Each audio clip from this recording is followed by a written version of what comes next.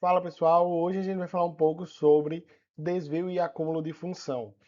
Essa é uma situação bastante recorrente no mercado de trabalho e você precisa entender um pouco os seus direitos.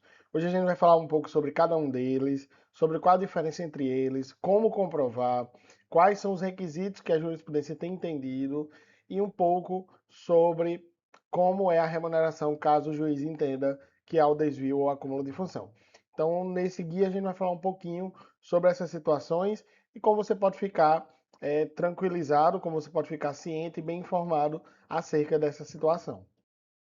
Primeiro é entender o que é o desvio de função. O desvio de função é uma mudança de atividade. Ocorre quando você é contratado para uma função, mas você exerce outra totalmente diferente de forma habitual. Então, o desvio de função ocorre quando você é contratado para uma função específica e exerce outra totalmente diferente, e isso de forma habitual.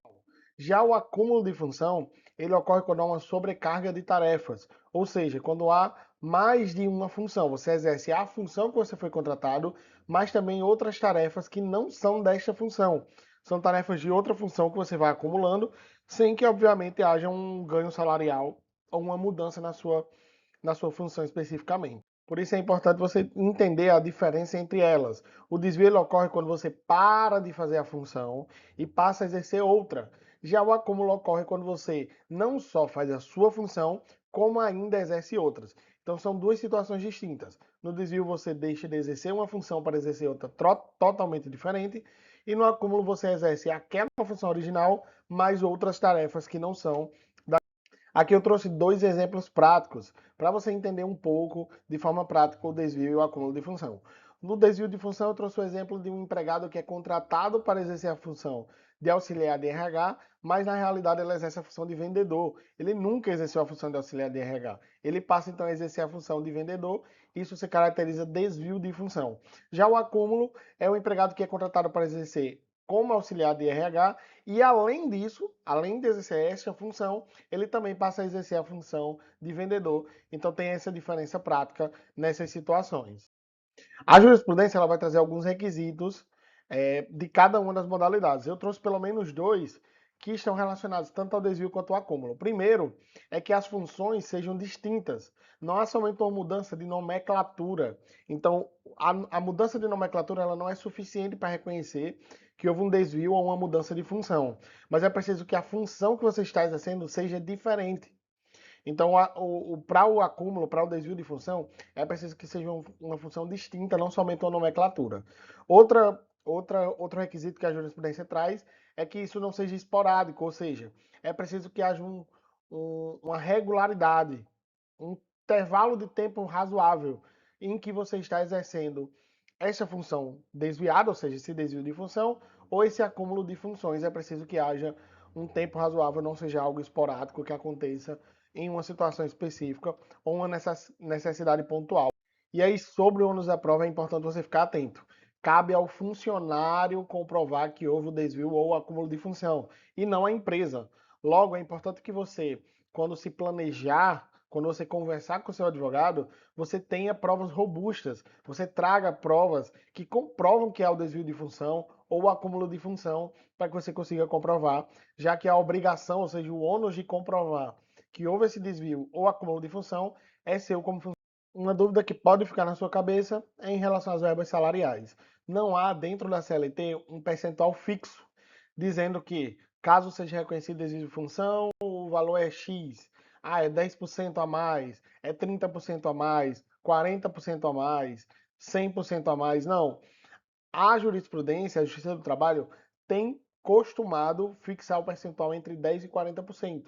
Mas isso é uma praxe. Não há nenhuma regra na legislação que obrigue a isso.